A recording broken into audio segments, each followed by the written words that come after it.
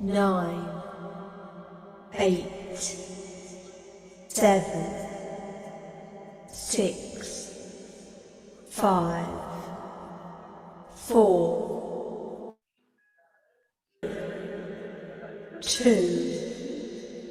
1, 10. Boa tarde a todos. Boa tarde.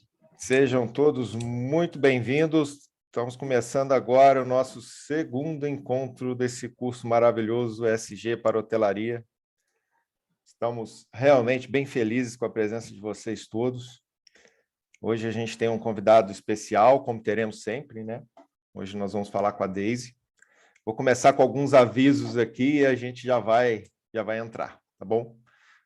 Vamos pedir, sempre que possível, para que vocês deixem as câmeras abertas, né? Sempre bom a gente conversar olhando para as pessoas que a gente está conversando. E os microfones desligados, por favor. Fiquem atentos aos microfones, tá? As perguntas, enquanto o palestrante, enquanto o professor está ministrando a sua palestra, a sua aula, a gente pede que as perguntas sejam feitas através do chat. E essas perguntas vão ser respondidas ao final do encontro.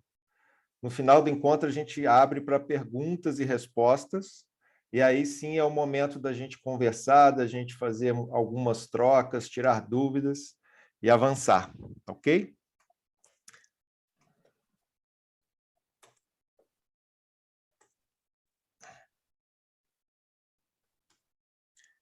Vamos lá.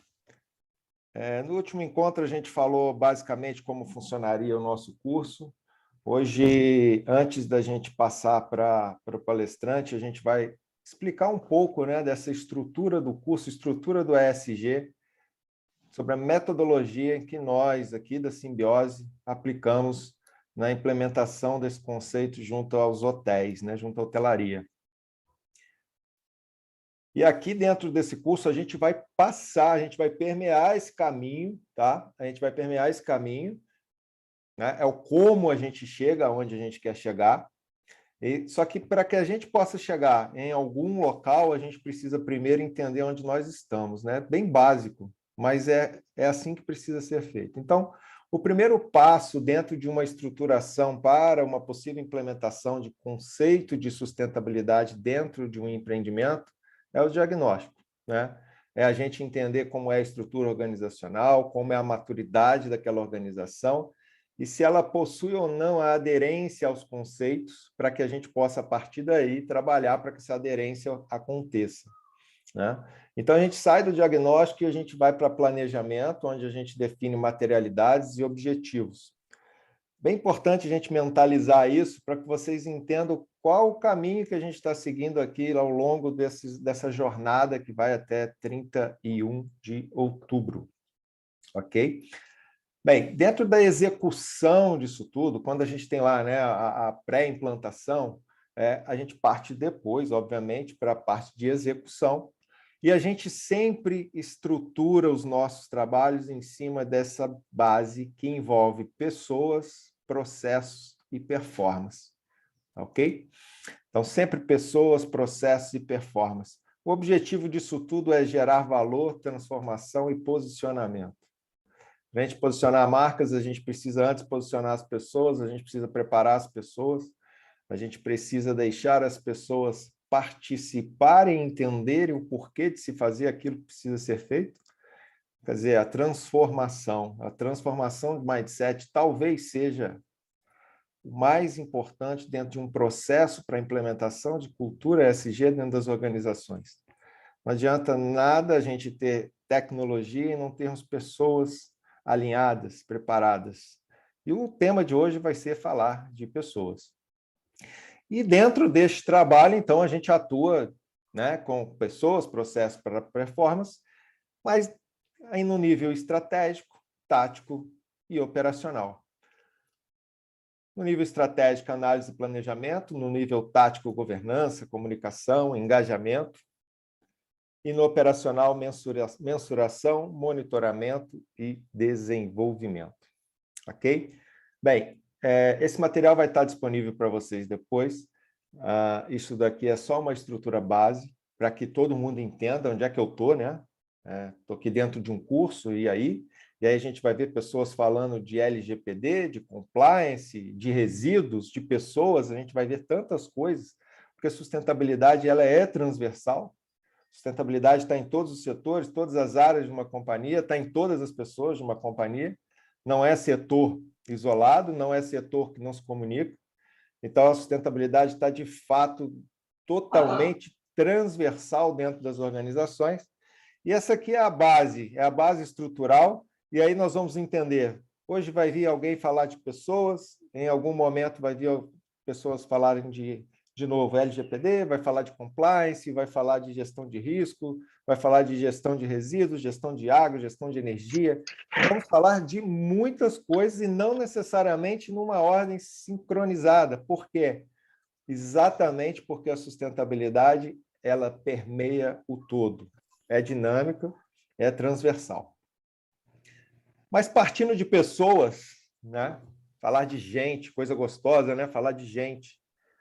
Hoje a gente vai começar com a Daisy.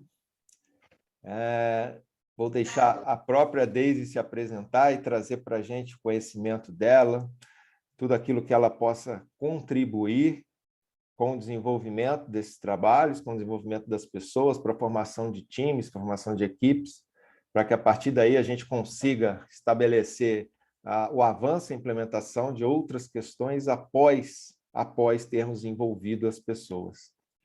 Daisy, você está online, eu não estou te vendo. Levanta a mão, por gentileza. Estou aqui, Gustavo. Ok, vou interromper o meu compartilhamento de tela, vou passar para você. Tá bom, Daisy? Muitíssimo obrigado. Obrigado por poder estar aqui conosco hoje. Sei que a sua agenda é uma agenda corrida. A gente agradece imensamente pelo seu tempo e a oportunidade de poder te ouvir. Seja bem-vinda. Eu que agradeço, Gustavo. Agradeço de estar aqui nesse curso com tantos gestores. Acho que é muito boa a oportunidade de poder conversar um pouquinho sobre pessoas, né? Você deixa eu compartilhar a tela? Sim, sim. Quando você vai resolvendo aí, eu vou contando. Bom, eu sou muito voltada para pessoas. Meu nome é Daisy Klein. Trabalho com desenvolvimento pessoal, com autoconhecimento há mais ou menos uns 13, 14 anos, oficialmente, mas sempre gostei, desde novinha. Deixa eu ver se eu já consigo compartilhar, peraí. Já consigo. Joia. Vocês estão vendo minha tela grande, Gustavo? Ok, sim. Sim, então ótimo, legal.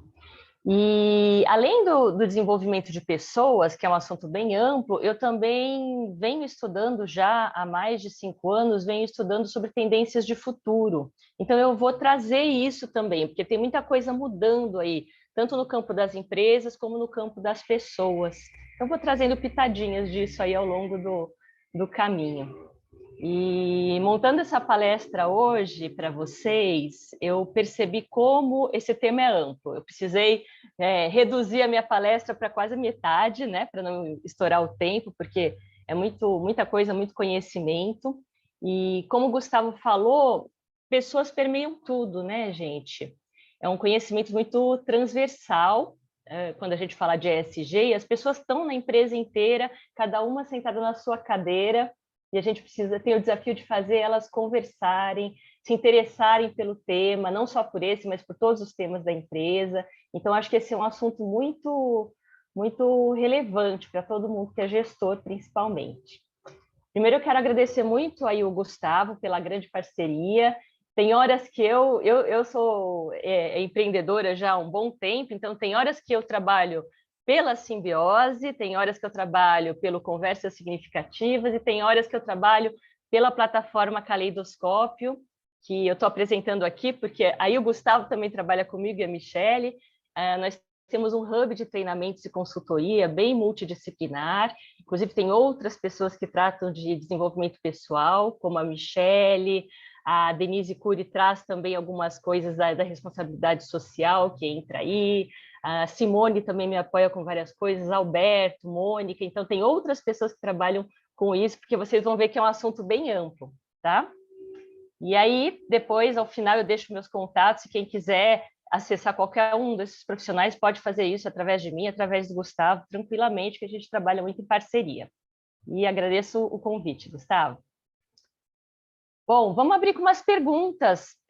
As perguntas vão ficar para o final, mas se vocês quiserem acrescentar alguma pergunta de vocês aí no chat, as perguntas que eu vou procurar responder hoje, ou começar a responder, porque é um assunto muito amplo, são: o que vocês acreditam que engaja as pessoas? E por que elas se engajam em uma empresa, ou mesmo num projeto? O que a gente pode fazer para engajar pessoas e o que não pode fazer?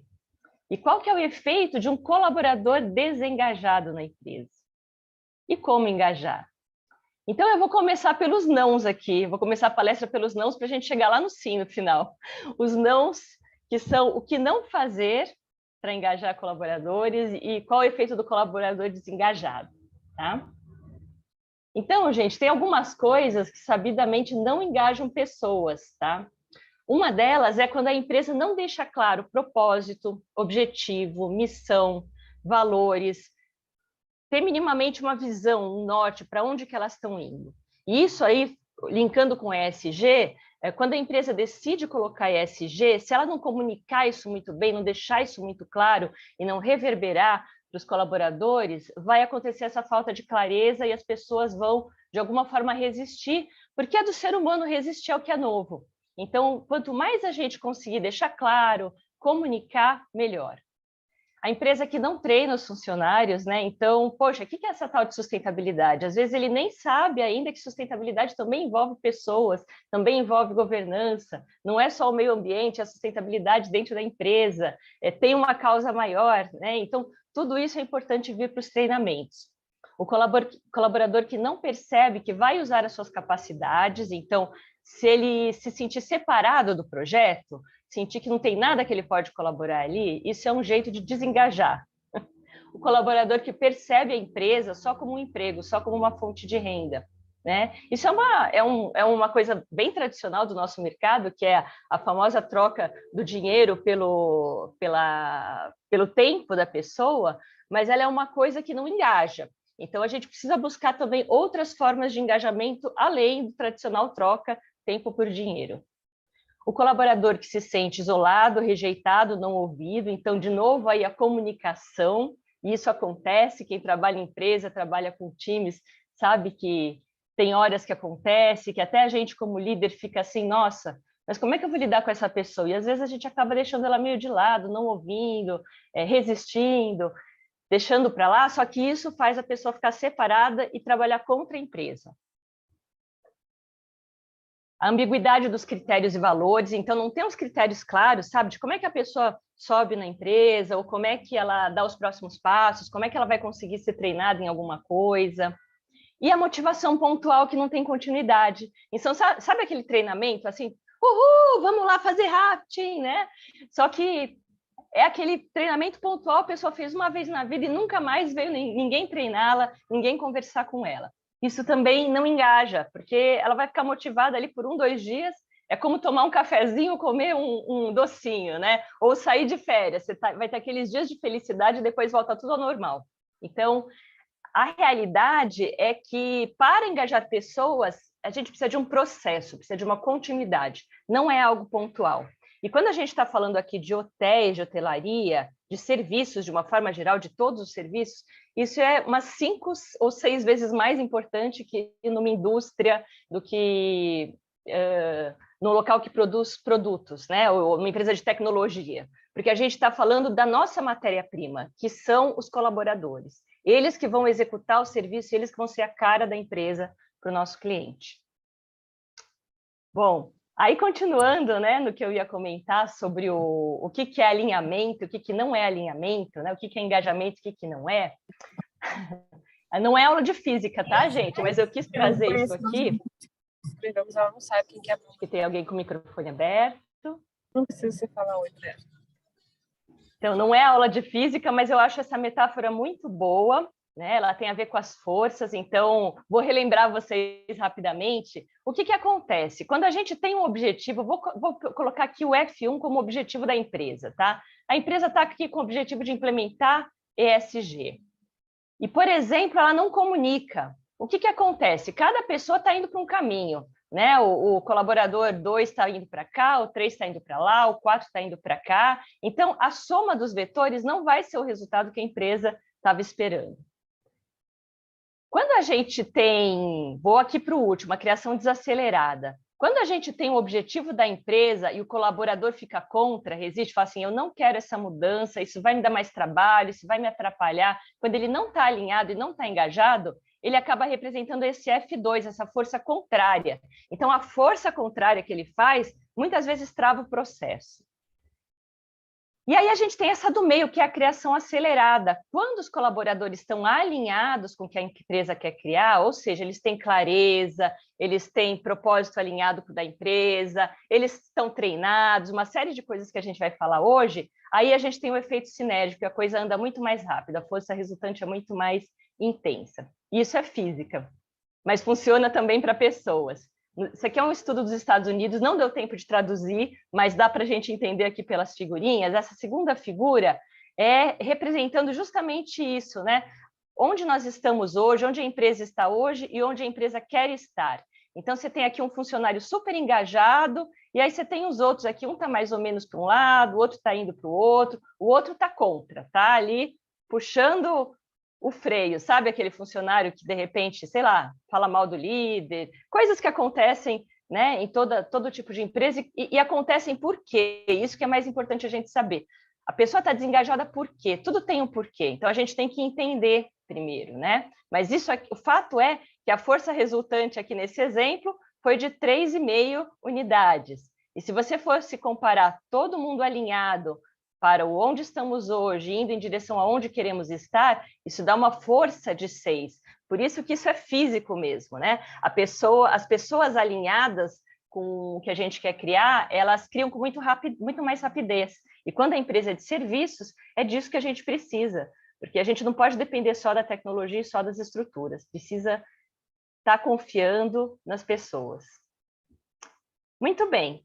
Então, gente, alinhamento é isso, né? Esse é um conceito muito importante para esse tema do engajamento. As pessoas têm que estar alinhadas em intenção, em ideias, em comunicação, em clareza, em direção a um objetivo, seja ele pessoal ou coletivo. Isso vale para nós como pessoas também, ou nós como gestores, como líderes. E aí, eu vou explicar sobre esse alinhamento um pouquinho mais, mas como eu falei no começo, engajamento de pessoas é um processo, não é uma coisa pontual. E onde começa esse processo? Começa nas pessoas, em autoconhecimento, reconhecer talentos, reconhecer habilidades e mais algumas coisas que nós vamos falar. Aí existe o alinhamento de propósito, muitas pessoas juntas, a gente alinha o propósito com o propósito da empresa. Aí a gente vai para o autodesenvolvimento e para a aprendizagem contínua, que faz parte de qualquer empresa, de qualquer negócio bem-sucedido. E aí a gente percebe as oportunidades de desenvolver e aplicar talentos e habilidades para dar oportunidade para que essas pessoas cresçam dentro da empresa. Trabalha na formação de times e na colaboração.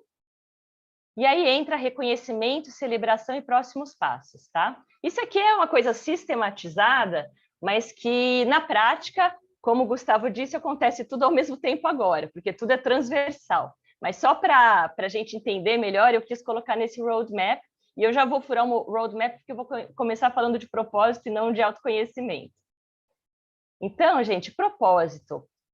Propósito para as empresas. Está se falando muito, não sei se vocês estão conectados com isso, mas tem muitas empresas e muitas pessoas falando. A busca no Google Trends aumentou enormemente a palavra propósito. E quando a gente fala de propósito nas empresas, está se buscando devolver a humanidade aos negócios, né? A gente viveu uma época aí bem mecanicista, bem tecnológica, muito valor para a tecnologia, né? O high-tech, mas já desde os anos 60 se fala, se a gente não equilibrar o high-tech e o high-touch, os negócios não vão perdurar. Tem que ser feito por pessoas e para as pessoas, né? Então, devolver essa humanidade, dar para a tecnologia o que ela faz bem e devolver para o humano o que é do ser humano, que, para falar de uma forma muito resumida, é a palavra cuidar. Cuidar é o que a gente precisa fazer em relação ao ser humano.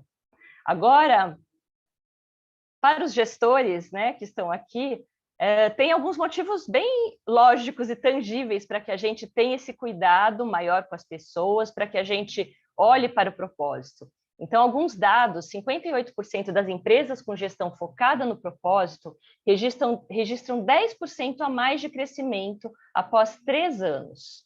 Resultado igual apenas para 42% das empresas tradicionais. Então, estudo da Harvard Business Review, mostrando como essa questão do alinhamento com o propósito vai alinhando todo o resto. Trabalhadores felizes são 20% mais produtivos.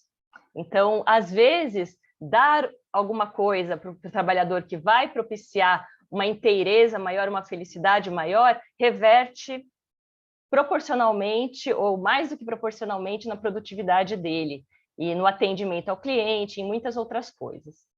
Empresas que gerem com propósito têm a taxa de retenção de colaboradores 40% maior que outras e investem 30% mais em inovação do que outras, ficando menos vulneráveis às mudanças. Então, são empresas que têm muito mais capacidade de resposta e flexibilidade para as mudanças que a gente já passou, né, com a pandemia. Imagino como é complexo para quem trabalha em hotelaria, mas para as mudanças que a gente ainda vai passar, porque a gente está passando por uma transição. E aí, como é que é o colaborador que está engajado versus o que não está engajado? O colaborador desengajado é aquele que fala do sextou, que odeia segunda-feira, que sente que o trabalho é um sacrifício, a saúde dele sente, provavelmente ele fica doente frequentemente. Já estou aqui dando dicas de percepção, né, de perceptômetro para vocês, porque quando isso acontece com o colaborador, ele certamente está desengajado, está estressado, os resultados nem sempre são os desejados, ele sente sensação de vazio, de repente ele entra em depressão. Então, tudo isso é sinal de desengajamento, desalinhamento de propósito. E aí, como é que seria o outro lado? O outro lado, a gente tem aqui uma frase do Confúcio: escolhe um trabalho de que gostes e não terás que trabalhar nenhum dia na tua vida. Então, ninguém gosta de tudo que faz, todo mundo sabe disso, mas a gente pode encontrar alinhamento no que a gente faz, né? A gente pode encontrar, de tudo aquilo que eu faço, o que é que eu mais amo fazer? E poder fazer aquilo vai deixar todo o resto muito mais leve, mesmo que tenha coisas que você não gosta tanto de fazer. Então, isso aqui seria um outro ponto de vista. Segundou, eu amo o meu trabalho, eu nem vejo o tempo passar, os resultados parecem chegar de forma mais fácil, o tempo é relativo e as horas voam, o corpo parece reagir de uma forma positiva, você fica menos doente, você se sente mais energizado, você se sente em flow, as coisas entram em fluxo e uma leva a outra. E essa provocação aqui, quando a gente está falando de pessoas, ela é para vocês também, gestores, porque para vocês também perceberem se vocês estão aqui, ou se vocês estão aqui, ou se vocês estão no meio do caminho, e o que poderia fazer vocês gostarem mais do trabalho de vocês. Porque o que a gente aprende na gente, aplica na gente, a gente consegue aplicar no outro. Isso é muito interessante. Então, por exemplo, buscar coisas que te deixam em flow, né? Não sei se todo mundo conhece essa palavra, né? Mas é o fluxo que você se sente, por exemplo, quando você está fazendo um hobby, você se sente num fluxo que você nem vê o tempo passar. E aí vamos falar então um pouquinho de propósito. Existem 2 formas principais aí que eu uso para olhar propósito. Então, quando a gente vai olhar propósito nos colaboradores, a gente pode fazer uma oficina de Ikigai, por exemplo.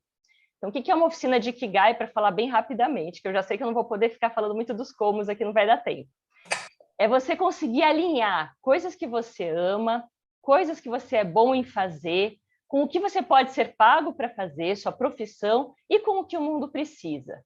Quando a gente consegue mapear um pouco, então as oficinas são de mapeamento dessas áreas, você consegue, quanto mais você tiver centrado em todas essas coisas, mais você está no seu Ikigai, que os japoneses chamam de razão de viver, de ser, mas seria também o propósito, né?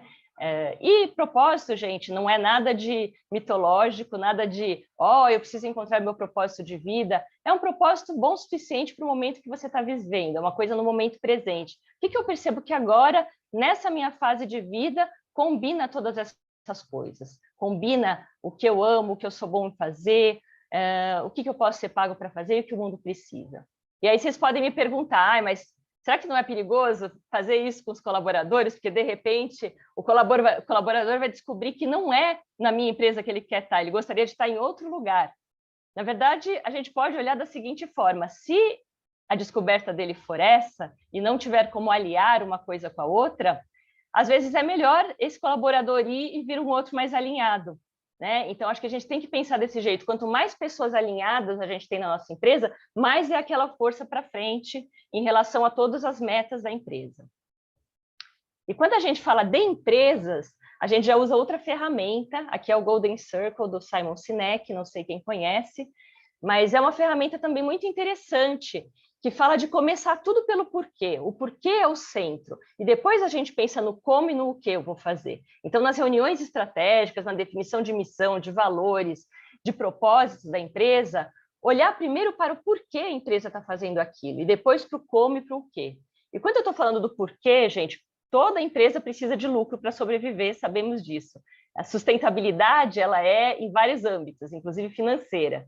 Porém, o porquê ser apenas a questão financeira é um porquê muito fraco, que não engaja as pessoas. Porque aí a gente cai naquele problema da troca apenas do dinheiro pelo trabalho. Então, quando a empresa tem um propósito maior, um pouco mais amplo do que só isso, e eu acredito que todas as empresas aqui têm, porque se elas estão buscando ESG, elas já têm um propósito maior do que apenas a parte financeira, ela começa a ter muito caminho para engajar pessoas, tá? Engajar pessoas que realmente têm orgulho, que compram, que vestem a camisa, que falam, poxa, a minha empresa é super bacana, putz, além de ela dar lucro, ela ainda cuida dos colaboradores, ela cuida dos clientes, ela cuida da sustentabilidade dentro da empresa, ela tem responsabilidade social. Então, tudo isso são coisas que engajam, que fazem a empresa ter mais retenção, que fazem as vagas da empresa serem mais disputadas. Então, faz uma diferença enorme. Só um minutinho, que eu preciso tirar as telinhas aqui da frente do que eu escrevi. Opa! Consegui. Muito bem. Fechei minha câmera agora. Pronto. Então, como é que a gente faz esse alinhamento de propósito? O ideal é a gente fazer... É claro que tem coisas que são das pessoas, né, dos colaboradores, mas a empresa sempre pode se colocar nesse papel de apoiar os colaboradores, apoiar eles a enxergar propósito, apoiar eles no autoconhecimento. Porém, autoconhecimento e propósito são coisas mais individuais. E existe o propósito, a missão, os valores da empresa. Então, para que haja esse alinhamento, a primeira coisa que precisa ter é muita clareza na comunicação do propósito. Quando a pessoa entra na empresa, ela já sabe quais são os valores da empresa, missão da empresa. Assim que ela entra num cargo, ela já sabe quais são as metas daquele local, daquele núcleo onde ela está. Então, quanto mais clareza ela tiver, mais fácil vai ser dela se ligar ou não a isso. E aí, como é que a gente alinha esse propósito pessoal com o propósito da empresa? Para encontrar pontos de convergência. Isso também pode ser um trabalho feito, pode se desenvolver oficinas onde você coloca estratégicas, onde você envolve o time. Então, você coloca com clareza quais são os propósitos, valores, missão da empresa e deixa o time colaborar, conectar, usa metodologias ágeis, coloca lá numa parede e deixa ele se conectar. Eu me conecto aqui por causa disso, disso, disso. Eu me conecto ali e isso vai gerando essa conexão. Ele precisa se conectar a esses valores para que a coisa funcione, para que haja esse engajamento, né? Então, existem várias dinâmicas para fazer isso. A empresa, mesmo que a empresa seja muito centralizada, ainda assim, hierárquica, centralizada, ainda assim ela pode ter uma boa comunicação e ouvir o feedback do colaborador, porque isso engaja, ele não se sente separado daquilo. Não é só uma coisa que o dono da empresa ou que um líder decidiu e que não tem nada a ver com ele. Ele começa a se sentir parte, mesmo que o que ele tenha dado de opinião não venha a ser executado, né? A relação, além da troca de tempo e dinheiro, já comentei sobre isso. E a busca pela integralidade, então esse cuidar, esse olhar mais amplo de que se a gente está numa empresa feita por pessoas, para pessoas, a gente precisa ser dentro da empresa o que a gente quer ser fora. Se você quer ser um hotel de excelência que atende o cliente de um jeito maravilhoso, você tem que fazer isso internamente também. Não estou falando que precisa colocar uma ofurô para os funcionários, às vezes não é tanto, não precisa de tanto, mas ter o cuidado, olhar para a integralidade das pessoas, olhar para a saúde das pessoas. Eu tive 1 ou 2 semanas atrás no CBTD, no Congresso Brasileiro de Treinamento e de Desenvolvimento, e eles já estão dividindo saúde em 7 saúdes, né? Além da física, eles estão olhando para a mental, para a emocional, para a financeira, e estão subdividindo outras coisas, inclusive saúde espiritual já está se falando. Então, tem toda uma subdivisão aí de saúdes que realmente impactam. Quando a pessoa não está com saúde financeira ou não está com saúde emocional, ela dificilmente vai estar inteira no seu trabalho e vai estar conseguindo atender bem e vai estar conseguindo executar bem suas funções. Bom, gente, pergunta sobre o propósito, coloquem aí no chat. Daisy, posso pegar um gancho aqui com você? Claro. Pessoal, eu falei com vocês que a gente ia ter uma surpresinha ao longo desse encontro, e vocês viram lá atrás, no início, quando eu comecei a apresentar, que o primeiro passo para uma organização buscar a implementação, né, o conhecimento na busca pelo conceito da ESG é o diagnóstico. E a Simbiose, ela trabalha na realização desse diagnóstico, e hoje, para todo aquele que fizer perguntas, a Simbiose vai disponibilizar um diagnóstico gratuito para a sua organização. Então, brinquem à vontade em fazer perguntas. Que bom, adorei o presente no meu na minha apresentação, muito bom. Vamos lá. Legal, gente. Então, agora sim, voltando na ordem, né? A gente falou um pouquinho de autoconhecimento das pessoas. E aí, vamos pensar aqui que eu estou falando não só dos colaboradores, mas eu estou falando dos líderes também. Aliás, já eu vou falar como isso é ainda mais importante para os líderes do que para os colaboradores, tá? Por quê? Porque tudo que a gente tem de lastro anterior a entrar na empresa e o que a gente acumula depois dentro da empresa, a gente traz para o nosso dia a dia. Nós somos uma pessoa só, né? Então, por mais que você separe trabalho da sua vida pessoal, as coisas elas são todas interligadas. Tá tudo em teia. Às vezes, quem tem uma questão com o chefe também tem uma questão de relacionamento pessoal em casa. Então, são questões que ultrapassam o limite apenas do trabalho, tá? Então, algumas coisas que precisam ser trabalhadas dentro do autoconhecimento, seja pela pessoa individualmente, seja pelos líderes, que é muito importante, ou seja na vida privada ou na vida da empresa, são crenças limitantes, tá? Então, todos nós trazemos crenças limitantes e medos aí do passado, por exemplo, o medo de errar, o medo de faltar dinheiro. Tem vários medos aí que a gente tem desde criança, né? O medo de não ter sucesso. E esses medos, eles acabam atrapalhando no dia a dia. Então, quando a gente se conhece melhor e consegue ir eliminando esses medos através de processos, né? E aí tem vários processos de autoconhecimento, até dentro do nosso hub também, a pessoa consegue ficar mais apta a responder às coisas da vida. E aí sim ela consegue partir para o lugar de mais protagonismo, de mais autorresponsabilidade e de mais autogestão. E no futuro ali a gente vai falar de colaboração. Gente, eu tenho uma experiência aí de alguns anos tentando trabalhar colaboração, e não é possível trabalhar colaboração de verdade sem ter autoconhecimento, porque quando chega ali na frente a pessoa bate nas relações interpessoais e a coisa não flui. Então, isso aqui é muito importante. Eu brinco que eu sou ativista do autoconhecimento, porque eu sei que é só com isso que você consegue ir para frente no nosso roadmap, lá na nossa linha do tempo, tá?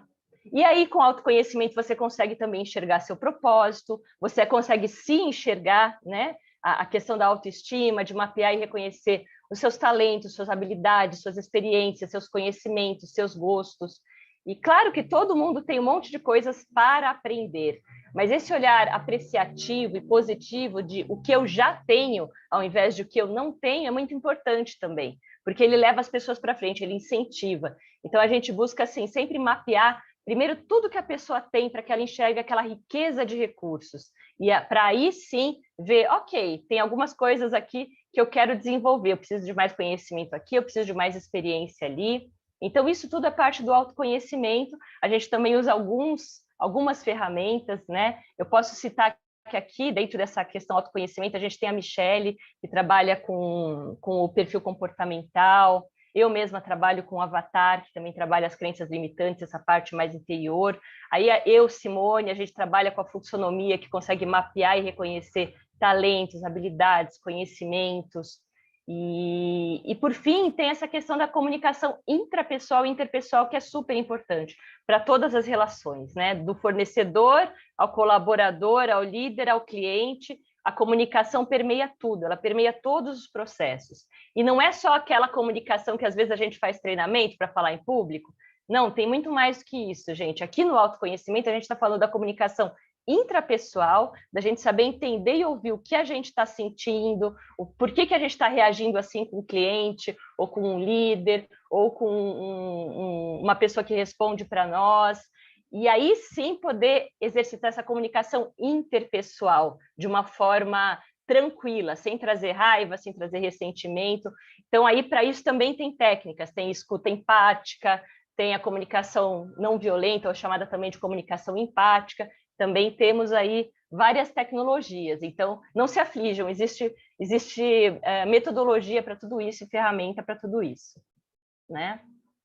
Semana passada eu quis trazer essa frase, porque semana passada eu estive numa palestra do Cacá Verá, que é um indígena bem conhecido, escritor de livros, ele é Tupi-Guarani, e ele contou para a gente na palestra que os tupis, eles não são um povo guerreiro, eles são guerreiros de si mesmos, que é um outro conceito.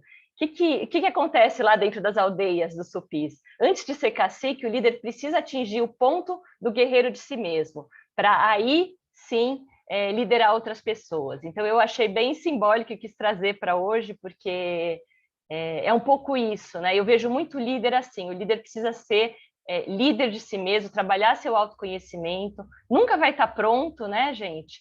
A gente vai estar sempre em desenvolvimento, mas ele precisa ter essa consciência para que ele seja um bom líder. E ele é o primeiro que tem que ter clareza do propósito da empresa, porque o que ele tiver ali é o que ele vai reverberar. Então, a gente tem aqui, o líder, ele é quem reverbera. Então, pensa o líder como essa bolinha do meio, e aí as camadas de influência que ele tem na empresa, nos clientes, nos fornecedores. Não estou querendo colocar responsabilidade demais para ninguém, mas, gente, é uma responsabilidade. E se você está no lugar de líder, você mereceu o lugar de líder. Então, a gente precisa fazer jus a isso. A gente tem coisa para compartilhar e coisa boa para compartilhar, né?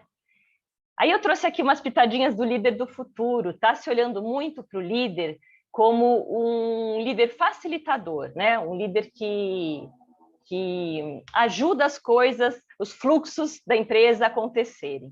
Então, esse líder, ele está lá para despertar o lado humano das empresas, ele está lá para redirecionar a empresa para uma causa ajustada à realidade. É claro que a gente sabe que sempre tem que ter o lado financeiro para tudo, inclusive para as pessoas, né? Todo mundo tem que ter seu lado financeiro coberto. Pirâmide de Maslow, né, gente? As necessidades básicas têm que estar todas cobertas para que a gente possa fazer outras coisas. Mas quando a gente consegue direcionar o propósito da empresa para uma causa, para alguma coisa maior, para o bem comum, as pessoas se conectam muito mais e a empresa consegue fluir muito mais facilmente. E o ESG, vocês estão aqui, o ESG tem tudo a ver com isso, né? Implementar uma cultura responsável em prol do propósito, né? Então, uma cultura de responsabilidade, uma coisa que acontece também, que é muito comum nas empresas, é os colaboradores, é uma codependência, aquela codependência, eu estou vendendo o meu tempo, a empresa está me dando dinheiro, e às vezes não é uma relação saudável. Então, uma relação mais saudável é você conseguir olhar de uma forma mais ampla, né? Você conseguir olhar, ok, o que eu recebo da empresa? Poxa, eu recebo o meu salário mensal, mas eu também recebo uma oportunidade de um espaço de aprendizagem, eu sou treinado, eu aprendo o tempo todo, as minhas relações são importantes, eu estou me desenvolvendo naquela empresa, e por isso, poxa, essa empresa merece que eu retorne, né, a lei do dar e receber, que eu retorne para ela tudo que eu estou recebendo. Então, eu vou ser mais dedicado, eu vou ser mais engajado. A vida é muito feita de trocas. Então, se a gente está trocando só dinheiro por tempo, o funcionário, a gente vai atrair funcionários que também só querem trocar dinheiro por tempo. Se a gente tem uma causa maior, a gente vai atrair pessoas que também estão interessadas em algo maior. Facilitar o alinhamento de propósitos, esse é um dos papéis do líder, né? Então, fazer essas facilitações para conectar as pessoas com os propósitos. Medir o FIB, isso aí é uma evolução aí para a gente fazer nos medidores ESG no futuro, que é medir a felicidade interna bruta também das organizações. Já é feito em certa medida, mas existem países aí que medem, né? Inclusive, em vez de medir o PIB, medem o FIB. Isso é muito interessante, são outras formas de ver. As pessoas no centro das organizações, isso está sendo muito falado, né? Então, considerar o bem-estar de todos, né? De toda a cadeia, na verdade. Fornecedores, colaboradores, clientes, e o bem-estar da empresa também. Você pode olhar até para o bem-estar do mundo, que é uma coisa mais ampla, né? Então, esse aqui é o famoso, que eu brinco com o Gustavo, esse aqui é o ganha-ganha-ganha, quando a gente consegue ter uma empresa que ela é boa para todo mundo que está lá está ganhando, né? E inclusive o mundo. As pessoas precisam sentir pertencimento, segurança e confiança, então o líder precisa trabalhar essas coisas dentro da empresa, os líderes precisam inspirar e precisam ser facilitadores e co-criadores.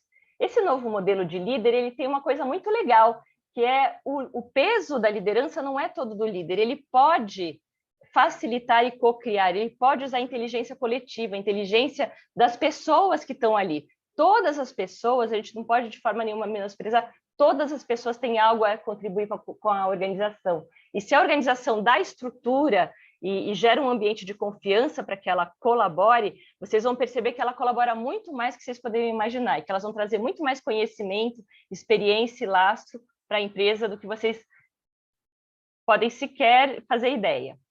E o líder tem que também exercitar muito uma boa escuta e, claro, não está aqui, mas uma boa comunicação. Muito bem, gente. Aí a próxima fase, falamos aí um pouco do autodesenvolvimento, principalmente dos líderes, né?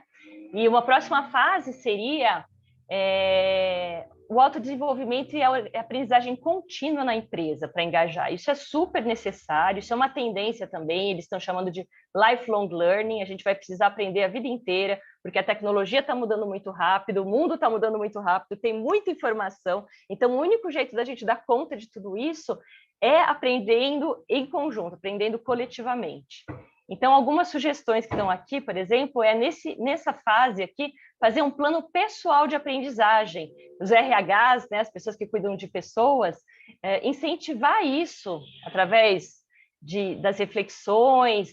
Ok, já mapeamos lá todos os seus talentos, seus gostos. O que é que você sente que é seu próximo passo? O que você precisa agora? E aí a gente está falando de aprendizagem tanto teórica como experiencial, né? Como que eu aplico o que eu já tenho na empresa e o que mais eu desejo desenvolver? Então, para dar um exemplo, exemplo aqui prático do ESG, é super importante os treinamentos iniciais aí que a Simbiose faz. A Simbiose vai lá e começa justamente treinando pessoas sobre o que é sustentabilidade, o que é essa sustentabilidade aí mais ampliada, né, que tem esses 3 pilares, que não olha só para aquilo que a gente ouvia lá no passado, que era só o meio ambiente, que olha para os 3 pilares. Como é que o ser humano se conecta com isso? Como é que o ser humano se autodesenvolve dentro disso? E aí a gente pode evoluir isso para várias coisas, para gamificações, para aprendizados mais profundos, para o colaborador levar isso, inclusive, para a casa dele, para o colaborador compartilhar isso dentro da empresa, de repente o líder ser treinado para compartilhar isso com outras pessoas.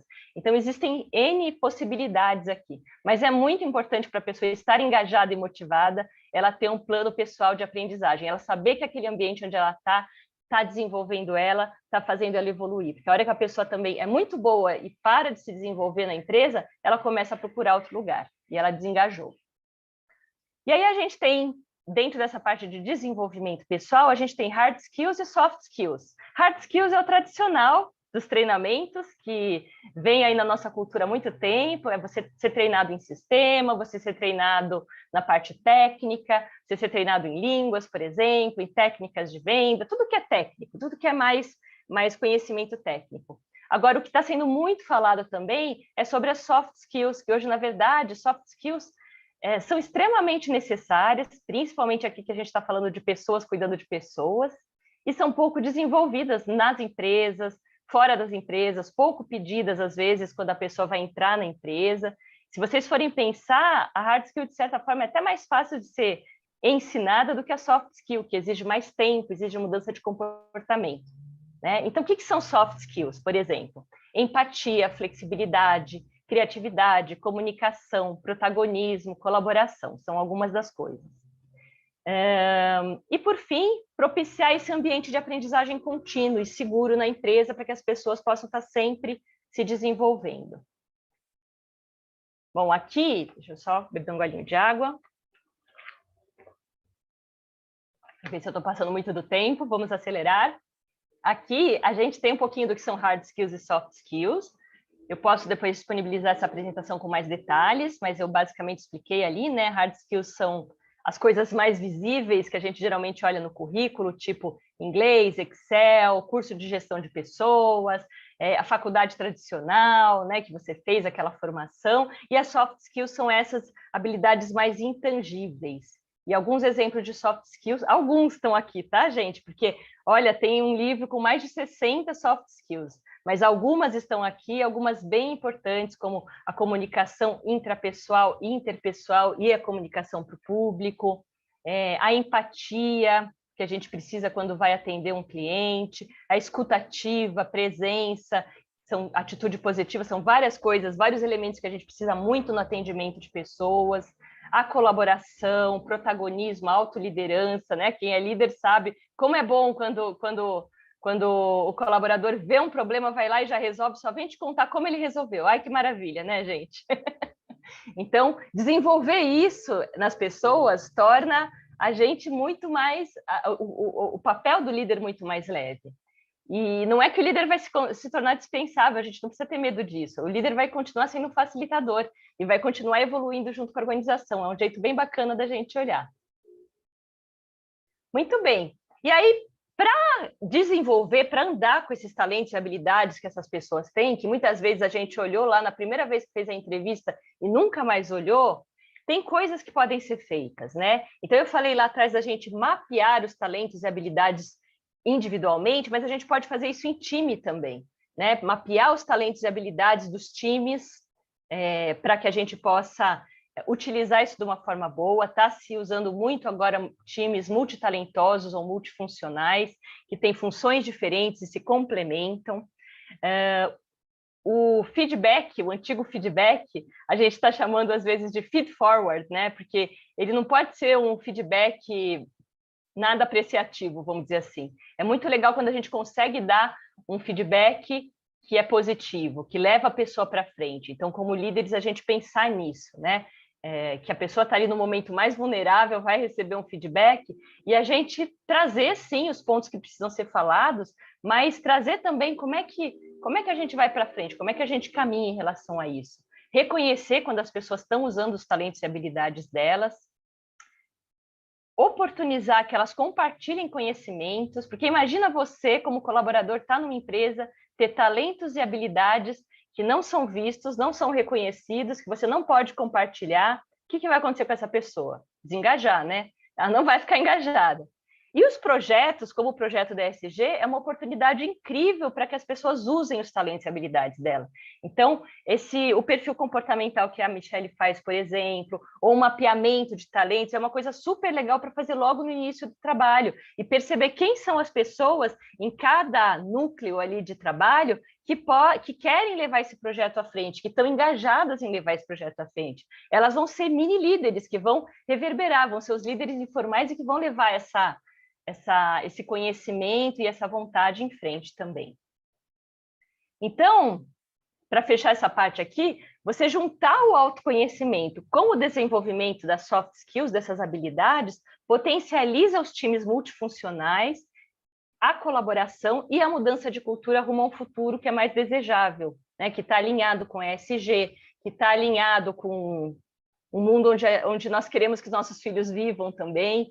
Então, isso é bem bacana. E uma coisa que eu queria falar aqui, também é que, deixa eu ver o que era, autoconhecimento.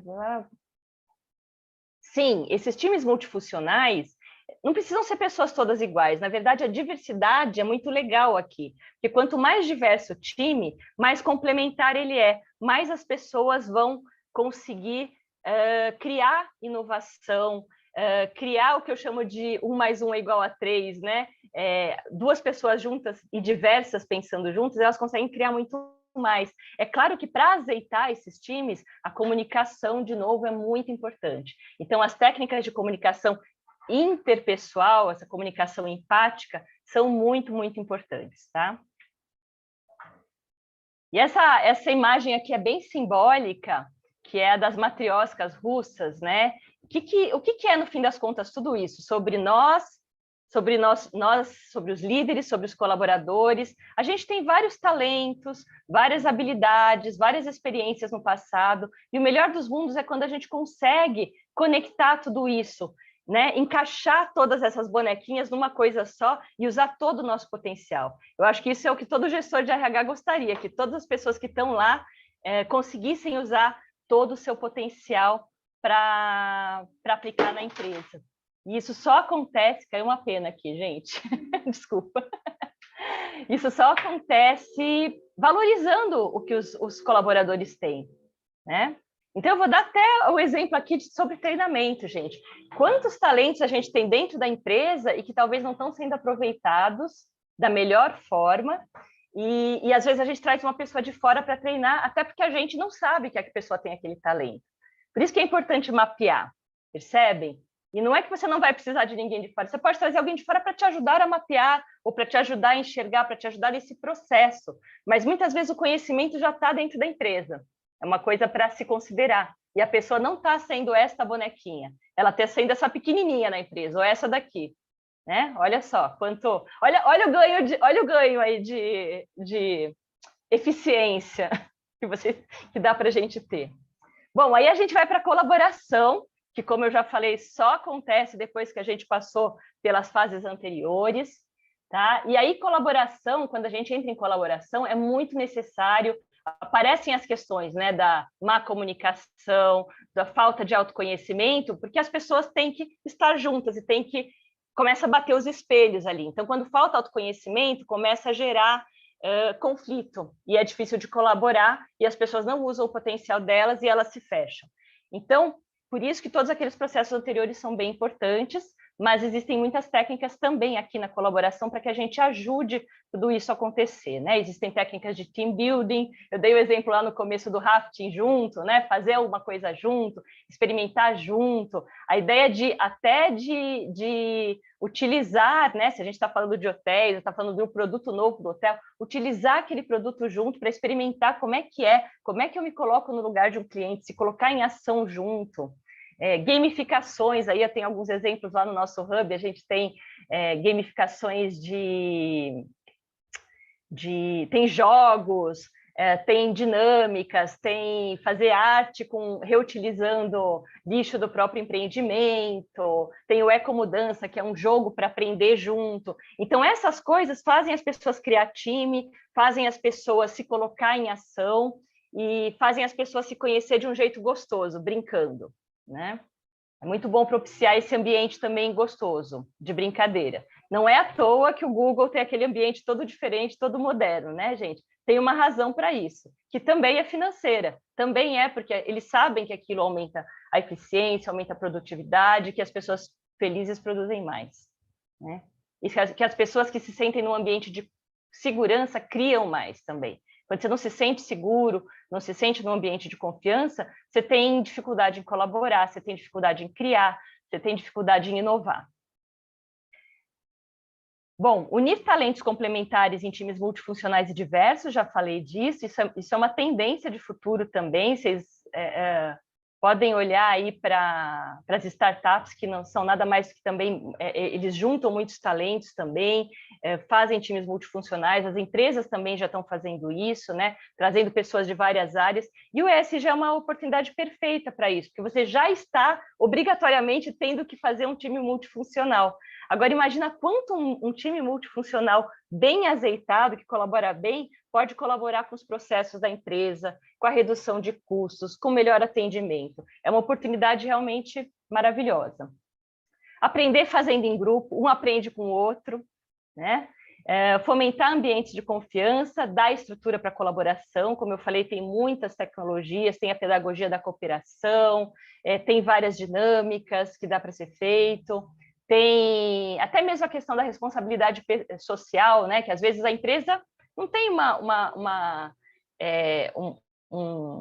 alguma coisa que atenda ao bem comum, mas ela tem um setor que cuida da responsabilidade social, e aí você tem um time diverso ali. E isso faz as pessoas se conectarem também. Poxa, a minha empresa tem um projeto super bacana, que faz isso, que faz aquilo, que vai na comunidade do entorno, onde eu vivo, onde eu estou vendo. Então, isso são tudo oportunidades de colaboração, de fomentar e de dar estrutura para a colaboração. E, por fim, muito importante é sempre ter espaço para celebrar, ter momentos de celebração. Quando a gente está falando de coletivo, a celebração conecta muito, né? Minha professora aí, da fluxonomia, que fala muito de futuros, a Lala Denzelin, fala que a colaboração é a solução para esse futuro que a gente tem com excesso de informação, excesso de tecnologia, excesso de tudo, que a gente não dá conta de saber tudo. O jeito é colaborar. E para colaborar, tudo que junta as pessoas, que faz as pessoas celebrarem, é muito bom. Ela até brinca que carnaval, futebol e igreja, né, dá muito certo porque faz as pessoas celebrarem em conjunto. E é verdade, a gente tem que olhar para o que acontece ali, né? As pessoas estão celebrando juntas, estão se conectando. E se conectar com pessoas engaja demais também. Quando você faz amizades ali dentro da empresa, aquilo ali perdura e continua, e faz muitas vezes a pessoa ficar na empresa porque ela gosta muito das pessoas, sim, isso acontece, né? Então, falando de colaboração aí nesse momento presente, o ambiente colaborativo é um pressuposto básico do mundo ágil. É a partir do ambiente colaborativo que as coisas acabam por fluir e as pessoas conseguem fazer o dobro na metade do tempo. Eu diria até que colaboração é o grande segredo, né? Um dos livros aí que eu estudei, O Poder da Simplicidade no Mundo Ágil. Algumas coisinhas aí para construir colaboração. Então, conectar-se com as pessoas para estabelecer relações de confiança, saber ouvir e incentivar a inteligência do time. Isso é muito precioso, gente. Experimentem ter um projeto e ouvir as pessoas e trazer elas para co-criar. Quem precisar depois de dicas pode entrar em contato aí. Incentivar o trabalho colaborativo, treinar constantemente, estimular o treinamento dentro do time, incentivar a autonomia com responsabilidade, né? Então, isso é proporcional, o aumento da autonomia vem com o aumento de responsabilidade também, isso é bem importante. E incentivar e fomentar as trocas e o uso da inteligência coletiva. Eu gostei tanto da inteligência coletiva que eu coloquei 2 vezes. Mas é verdade, gente, isso é uma coisa preciosa, e uma ideia é essa de compartilhar os próprios conhecimentos que já estão na casa. Criar uma universidade corporativa ou algo que ajude as pessoas a fazerem trocas dentro da empresa. E olha, eu não estou nem falando só de trocas profissionais, de conhecimentos profissionais, estou falando também de trocas não profissionais, porque isso conecta as pessoas, sabe? Gente, eu sei cuidar de gatinho e eu sei falar inglês fluentemente, vamos trocar? Propiciar isso, já existe tecnologia, metodologia para propiciar essas trocas? Pode parecer que não tem nada a ver com a empresa, mas tem, gente. Isso faz conexão, isso faz perceber que a empresa está cuidando do funcionário num lugar intangível, que ela está propiciando tudo isso. Bom, chegando no finalzinho, deixa eu ver se eu falei demais. Gustavo, se eu falei demais, você me para, hein? Mas eu já estou acabando. Pode seguir, Deise, estou adorando. Então tá bom, gente. Bom, eu não poderia deixar de falar, como estudante de futurismo, né, de futuring, eu não poderia deixar de falar que tudo tem ciclos evolutivos, né? Então, assim como a natureza evolui, talvez mais lentamente, mas as pessoas evoluem durante a vida muito, né? depende da velocidade de cada um, e não são só as pessoas que evoluem, os projetos e as empresas também evoluem. Então, se a gente começar a olhar um projeto ou uma empresa como um organismo vivo, formado por pessoas que estão em evolução, todo projeto também tem condições de evoluir, né? Todo líder tem condições de evoluir, toda empresa tem condições de evolução e toda pessoa também. Então, dentro desse olhar, o que a gente tem em termos de ciclos evolutivos olhando para o futuro, coisas que estão sendo muito faladas? Está se falando de empresas evolutivas, eu vou mostrar em um card ali na frente o que é isso, o que é uma empresa evolutiva, basicamente, tem vários nomes, tá? Tem várias iniciativas no Brasil, fora do Brasil, falando disso, empresas B que fazem bem para o mundo, empresas TEAL, empresas humanizadas, são vários nomes, mas para a gente colocar num guarda-chuva grande, vamos falar de empresas evolutivas. Outra tendência é a formação de comunidade. Eu e algumas pessoas que estão aqui hoje, a gente, inclusive o Gustavo, né, faz parte de uma comunidade da plataforma Caleidoscópio, que é a comunidade Caleidoscópio. O que é uma comunidade, gente? É um lugar onde você pode aprender junto e fazer junto, basicamente. Basicamente o que a empresa faz, mas uma comunidade, né? E o que eu vejo como um ciclo de futuro? A gente também começar a olhar as empresas como comunidades. Eu vejo isso como uma tendência, porque se a empresa é feita por pessoas, principalmente as empresas de serviços, a gente tem que olhar ela como uma comunidade também, não separar tanto. Esse aqui é o meu eu corporativo, esse aqui é o meu eu pessoal, esse aqui é o meu eu. Não, as pessoas são as pessoas. E se ela está mal na vida pessoal dela, ela vai trazer isso para dentro da empresa. Claro que existe uma separação dentro disso, mas se a gente tiver um espaço de comunidade, de apoio, pode ser fora do horário de trabalho, mas que dá esse apoio, a pessoa vai render muito mais, ela vai estar muito mais integral. Então, eu acredito muito que a tendência futura é algumas empresas já começarem a formar comunidades de colaboradores, assim como já existem clubes e coisas desse tipo, né? Mas propiciando mais atividades aí extra empresa. E às vezes não é nem botar custo nisso, tá, gente? Às vezes é simplesmente dar um espaço, deixar ela acessar um recurso, deixar ela usar o espaço para ela mesma trazer um conhecimento de fora que ela gosta. Não tem necessariamente custo envolvido. Inclusive, a gente pode falar sobre isso, pode fazer uma consultoria sobre como fazer isso com um mínimo de custo, né? A responsabilidade social também, eu acho que é uma tendência assim, de propósito, que é a liga propósito, então, envolver mais o nosso entorno, a empresa, a responsabilidade dela, e além só da instituição empresa e do lucro da empresa, mas ir além, né? A responsabilidade com as pessoas que estão ao redor da empresa, tanto colaboradores, como fornecedores, como clientes, como toda a cadeia, e olhar o ambiente, até o nosso entorno, até o ambiente que a gente está, uma planta de uma fábrica está colocada, por exemplo, ou um hotel está colocado. Olhar a cadeia. O parâmetro muito bom que eu acho para futuro, que está em vários livros aí, é o ganha-ganha-ganha. Então, é um exame que a gente pode fazer. Poxa, essa ação aqui ela é boa para a empresa, é boa para os funcionários, tem algum ganho a mais? É bom para os clientes, é bom para o mundo, é bom... Sabe? Olhar para esses parâmetros. A gente não precisa mais pensar naquele parâmetro ganha-perde, né? Do passado, da escassez. A gente foi criado assim, quando um ganha, o outro perde. Mas existem parâmetros ganha-ganha e ganha. Então, se a gente começar a olhar para eles e procurar e colocar atenção neles, a gente vai ver que tem coisas muito legais, como investir nos funcionários e ter mais eficiência, ter mais engajamento, ter mais colaboração dentro da empresa. E uma visão mais ampliada da sustentabilidade também, isso é uma coisa que está vindo aí para o próximo ciclo evolutivo de futuro. Eu já estudei isso, eu e a Simone Catalã, que está aqui, a gente aplica consultorias e cursos de fluxonomia em vários lugares. E o que a fluxonomia fala? Qual é a visão dela? É justamente a visão que inclui as pessoas, né? A gente tem aqui o tripé da sustentabilidade. Deixa eu ver, eu ia tentar mostrar para vocês, mas acho que vocês estão vendo aí. Então, o tripé da sustentabilidade, que tem o meio ambiente, o social, a governança, que é o clássico que a gente já tem trabalhado. E nesse estudo da fluxonomia, a gente tem uma ponta a mais, que é o cultural. O que é o cultural? É a raiz, é onde tudo começa, onde as ideias, os conhecimentos e as pessoas e o autoconhecimento estão. Então, é como se no tripé da sustentabilidade, ele está falando do social, mas está esquecendo que a gente tem que olhar para as pessoas também. Então, a minha fala hoje tem muito a ver com isso, né? A gente olhar mais para as pessoas dentro da empresa que estão formando a empresa, para que a gente possa evoluir em todos os sentidos, dar outras voltas aí da nossa espiral evolutiva. Não vou me prolongar aqui.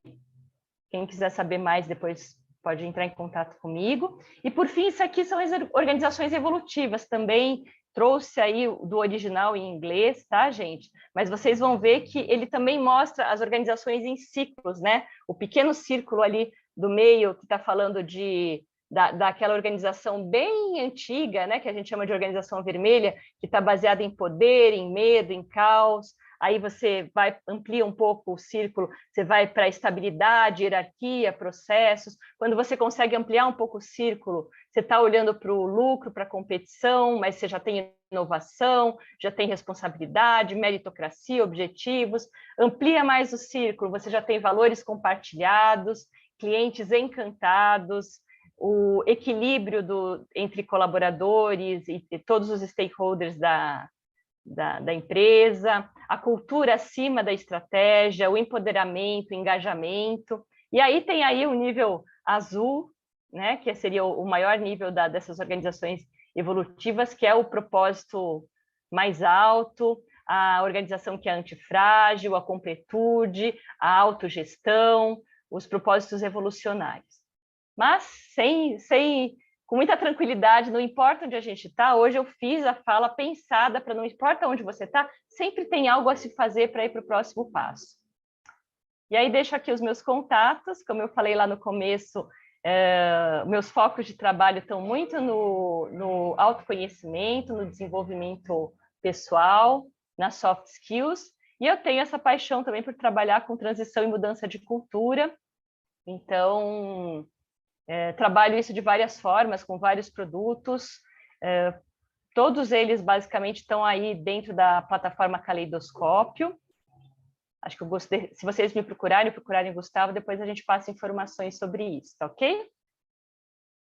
Deixa eu descompartilhar. E eu acho que era isso. Falei muito, Gustavo? Excelente, Deise. Parabéns, muito obrigado. Eu já vou passar, Deise, para as perguntas, tá? A gente está com algumas perguntas.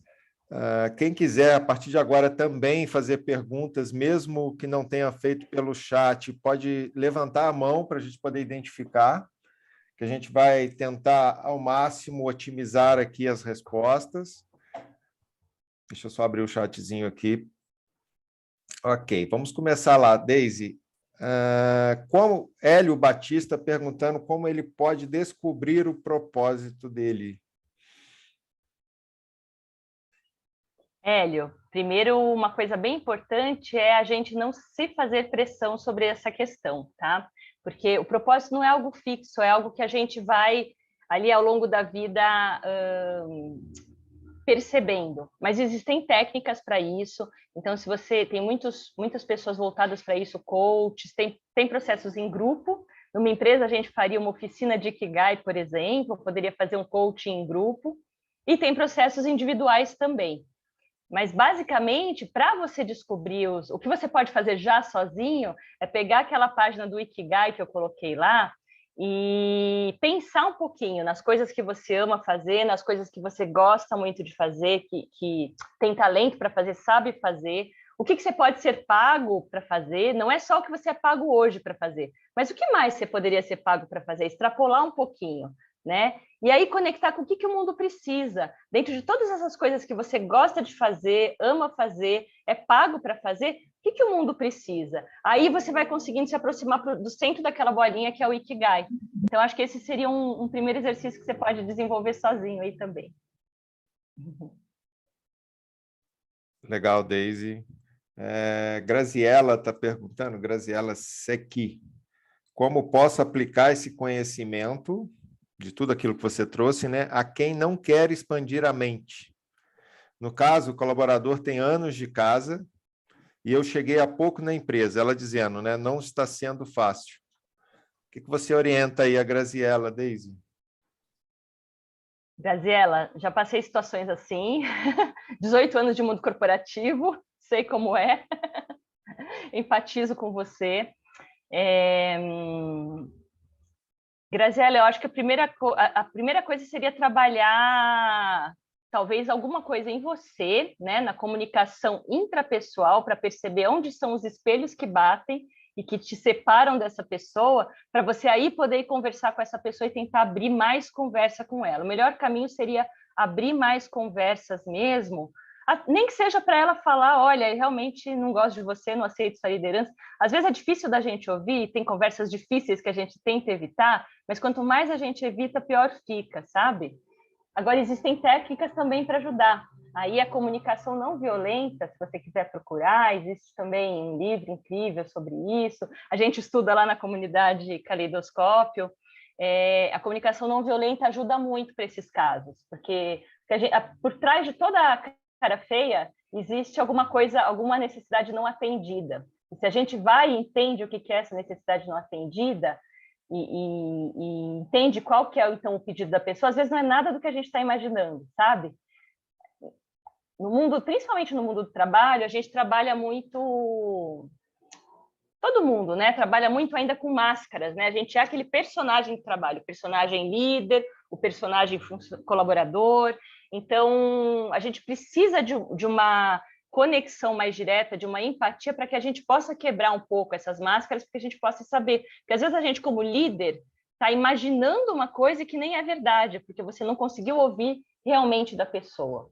Então, eu fui muito já daquela pessoa que fugia de conflito e que hoje fala, não, tem conflitos que são bons, eu só aprendo com conflito, eu só consigo me desenvolver quando eu vou lá e encaro. Se eu deixar ele para baixo do tapete, ele vai aparecer de novo daqui a pouco. Se não for esse colaborador e ele for embora, vai aparecer outro. Então, não é uma boa ideia você ignorar e fingir que não está não tá vendo. A melhor ideia seria realmente você trabalhar um pouquinho em você e um pouquinho na pessoa. Daisy, a gente tem uma pergunta oposta agora, né? O colaborador já está há mais tempo e aí chegou um superior agora, uma pessoa que está num cargo superior de liderança, e tem o mesmo problema aí de comunicação, e aí essa pessoa sente que quando as ideias partem, né, dela e não do gestor, ela chega a ser sabotada, as ideias e tal. Penso que também o caminho é aí para a comunicação, né? Para o diálogo, né? Quem está falando é a pessoa, não é o gestor, né? Isso, é a pessoa. Então, aí é por isso que o papel do líder é tão importante, tão integrador, né? O líder tem que ser um facilitador, tem que ser um integrador. Isso acontece, é super natural nas empresas, a gente tá o tempo todo aprendendo, né? Nas relações com as pessoas, assim como na vida pessoal, é a mesma coisa. E o melhor jeito realmente é o gestor dar espaço de fala para as pessoas, deixar elas trazerem, porque o colaborador antigo, ele tem às vezes uma experiência maravilhosa, ele só vai colaborar. Por outro lado, vamos olhar o outro lado, a pessoa que está chegando agora, às vezes está aflita, que tem que mostrar trabalho, que tem que mostrar o valor dela, tem medo ainda, não tem confiança, tem medo de ser se de repente, sei lá, sair da empresa, alguma coisa assim. Então, são sempre dois lados, é sempre mais de um ponto de vista. Por isso que a comunicação é tão importante. A hora que a gente consegue abrir essa comunicação e cada um colocar o que está por trás mesmo, com um pouco mais de honestidade, as coisas certamente se resolvem, certamente se encontra um alinhamento em um lugar comum. Acho que podíamos inventar um papel novo para a empresa, né? O facilitador de conversas. Seria ótimo. Olha, vou te falar, extremamente necessário, né? Extremamente necessário. Tem líderes que têm já essa percepção e já fazem, não formatado dessa maneira, né? Mas a gente sabe que fazem sim. E assim, para o lugar do líder, é muito mais leve quando ele aceita o que vem do time, ainda mais quando você vem de fora. Melhor jeito de você se integrar e se engajar com o time é você abrir as conversas, ouvir todo mundo, juntar aquelas ideias, ter uma capacidade de síntese, né? Então, juntar aquelas ideias todas e falar, bom, legal, então vamos por esse caminho e tentando integrar o máximo possível de opiniões. Então, Claro que a gente tem que ter uma fala antes de que as opiniões têm que ser construtivas, positivas, né? Porque senão, para não cair num monte de reclamação. Mas existem formas mesmo de fazer. Acho que por isso que os líderes precisam tanto ser preparados mesmo para estar no lugar, como disse o Cacaverá. Isso tudo que você está trazendo, Deise, é muito importante, porque quando a gente fala, né, da implementação do conceito da sustentabilidade, se a gente não tem esse núcleo, essa base, né, que são as pessoas bem resolvidas, extremamente estruturadas, todos os processos que se constroem acima dela são frágeis, né? Então, daí a importância da gente começar aqui por pessoas, para a gente fazer com que esse ambiente de segurança seja proporcionado para que essa base seja sólida, e aí você cresce com os projetos, com os processos em cima dessa base, permitindo que isso aconteça de forma estruturada e que, obviamente, tem maior probabilidade de êxito, né? Faz todo sentido. A Mariana pergunta, Deise, como promover o autoconhecimento nos colaboradores da empresa? Ela pergunta também se seria treinamento em grupo ou individual, tempo necessário. Mariana, eu vou deixar a Deise te responder com relação a como fazer isso nas empresas, e as suas outras perguntas, Simone vai entrar em contato com você para poder responder, que seria se isso é treinamento, tempo gasto, investimento, essas coisas todas, tá, Mariana? Se você estiver ouvindo a gente aí, Simone vai fazer contato com você. Deise, como promover o autoconhecimento nos colaboradores da empresa? Várias formas, né? Você pode... Tem empresas que promovem isso de forma individual, né? Que fazem, por exemplo, o trabalho de coaching dentro da empresa, principalmente para líderes é muito comum. Pode trabalhar em grupo também, um coaching em grupo. Pode trabalhar dentro de um curso, né? Eu, por exemplo, trabalho com o curso Avatar, que é um curso ali concentrado, é uma semana de treinamento de autoconhecimento, mas aquilo causa impacto de meses, né? Agora, o muito importante é que isso tem que ser sempre incentivado, de certa forma. Então, às vezes, é melhor, talvez, fazer pulsos, né? Mas que você vá acompanhando com o tempo. Um case muito interessante que eu posso citar para ela, falei aí do Avatar, eu vou falar disso porque eu acho muito interessante. Tem uma empresa de construção lá de Recife, e o líder da empresa, ele foi para o Avatar, né, fez esse curso é um curso de autoconhecimento e autodesenvolvimento, que dura lá 9 dias. Ele se encantou muito com o curso e começou a tentar aplicar na empresa dele.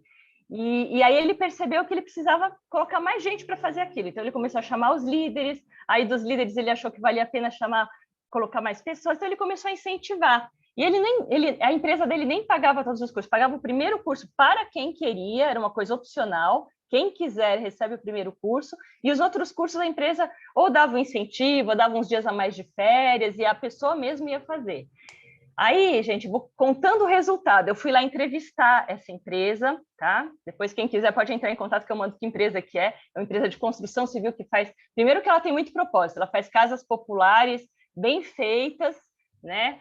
E eu ouvi, assim, da faxineira, que a faxineira teve essa opção também de fazer o curso de autoconhecimento e foi ajudada pela empresa. Então, uma empresa, assim, realmente que eu ouvi os funcionários falando, porque, assim, o Avatar, ele tem exercícios de autoconhecimento para você se manter fazendo isso, você ganha um monte de ferramentas e você faz isso a vida toda. Né? Então, eu ouvi dos funcionários assim, o dia que eu não chego bem, eu chamo meu colega que sabe as ferramentas e a gente para fazer um exercício. Falei, mas isso não tem problema para a empresa, para os líderes? Não, não tem problema, porque a meia hora que eu faço de exercício me faz um rendimento muito maior, eu ia ficar o dia inteiro trabalhando mal ou sem trabalhar direito e eu trabalho bem o resto do dia. Né? Então, é um tipo de ganho intangível que a gente não percebe, mas a empresa é incrível, ela tem uma retenção muito maior do que a taxa de retenção da indústria dessa parte de construção civil. Ela tem fila de pessoal da faculdade para entrar na empresa. E eu perguntei como é que chega lá na ponta, no pedreiro que está... Porque isso vira uma filosofia, né, gente? Essa coisa de fazer bem. Como é que chega lá na ponta para o pedreiro que está lá construindo a casinha tal, e a casinha nem vai ser dele, vai ser de um cliente? Como é que você engaja essa pessoa? Não, O jeito da gente engajar é que no dia da entrega da casa, é o pedreiro que vai pegar a chave na mão e vai dar para quem está comprando. Olha que incrível. Então, é uma empresa que está centrada nas pessoas o tempo todo. Estou falando aqui de um exemplo bem, assim, meio que extremo, futurista nesse sentido, mas dá para a gente fazer muita coisa com autoconhecimento. Tem vários tipos de treinamento, em grupo, individual, que dá para ser feito. Fantástico. Só para as pessoas entenderem, eu estou pulando algumas perguntas, porque elas, de alguma maneira, já foram respondidas pela Daisy, tá ok? Eu vou fazer o seguinte hoje, eu vou deixar o grupo do WhatsApp aberto para quem quiser fazer perguntas para a Daisy após o nosso encontro, tá? E amanhã a gente fecha o grupo novamente, tá, gente? A gente está com quase 230 pessoas no grupo do WhatsApp, a gente sabe que o WhatsApp consome o nosso tempo e energia, a gente não tem como deixar esse grupo aberto, então vou pedir para que a gente tenha bastante objetividade, vai ficar aberto neste momento